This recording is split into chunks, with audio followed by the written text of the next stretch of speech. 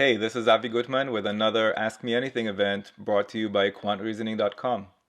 I invite you to join me live next time. We do this every Saturday at 11 a.m. Eastern, and you can attend for free by starting your free trial at quantreasoning.com.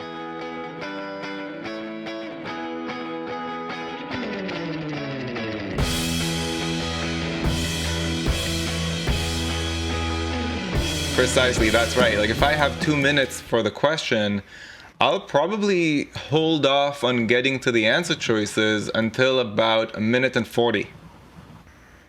So I won't even glance at the answer choices in critical reasoning because look, those answer choices are very cleverly designed to confuse me. So the longer I can avoid looking at them, the better my chances of solving this correctly. Yeah, so you start with the question itself, even though it's in the middle of the screen.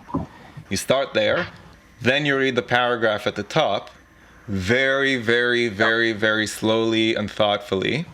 And then you think a bunch about, well, what would strengthen that? Why does it even need strengthening? Is it not already 100% perfect? Well, no, it must not be, because if it were, then it wouldn't be on the GMAT. So there must be something that's off, something that's missing in that argument. But what is it? What is missing? You have to do all that thinking before you even glance at the answer choices. I mean, if I could block the bottom of the screen somehow, I would, because I don't want to see it until I'm ready for it. Nowadays, you could use COVID as an analogy, although maybe it's too soon. But doing the thinking before the answer choices is like getting vaccinated for COVID.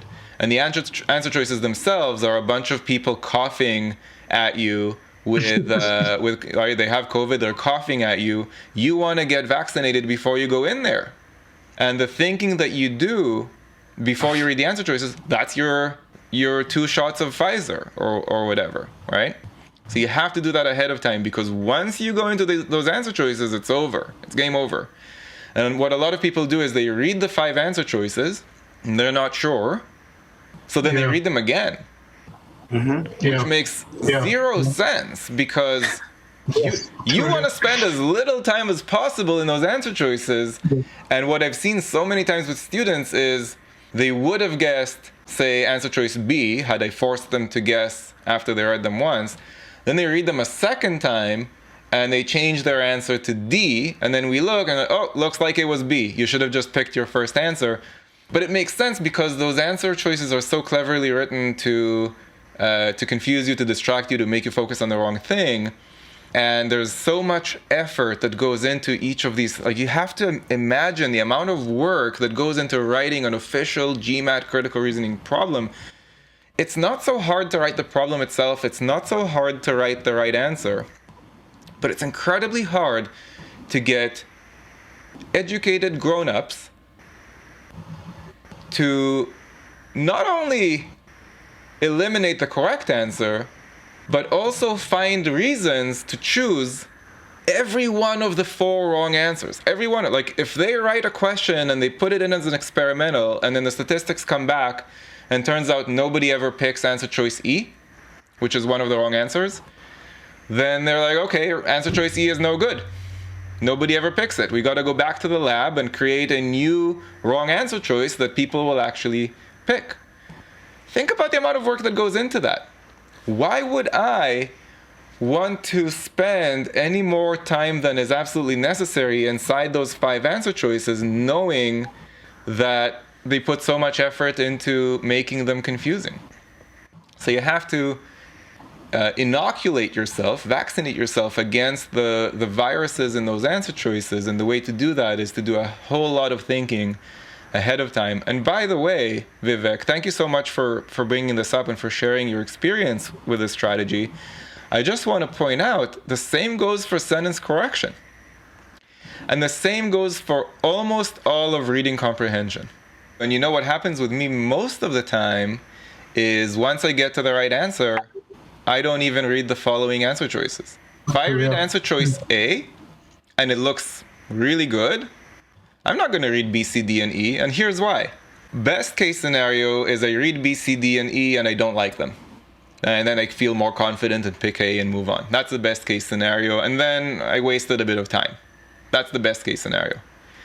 The worst case scenario is I do really like one more of the answer choices. This is really bad, because then what? What does that mean? Do I read those two answer choices again? Do I go back and read the argument again? Right? No, I would just guess and move on. But I'm not talking about a situation where I like an answer choice. I'm talking about a situation where I love an answer choice. Like, hey, this answer choice is marriage material. I'm not reading the rest of the answer choices. It's like when you're dating, if you feel like you found the one, and you look at your calendar, like, oh, I have 5 more dates booked off of Tinder, but you're like, no, this is the one. Well, you probably go on Tinder and cancel the rest of the dates that you have planned, right? Same thing in critical reasoning. If I really love answer choice A, I'm not reading B, C, D, and E, because nothing good can come of it. You know, and then if I do end up really liking another answer choice, well, now I'm just confused and I'm thinking, man, I wish I hadn't kept reading the answer choices, because they would have been much better just picking A and moving on. Especially since so often people switch from the right answer to the wrong answer, because that's the way the answer choices are designed. If you found this video useful, go to quantreasoning.com for a lot more where that came from. You should also click that like button and let me know in the comments below what you'd like me to make future videos about. And of course, if you haven't yet subscribed, go ahead and do that and click that bell below so you get notified about future videos. See you next time.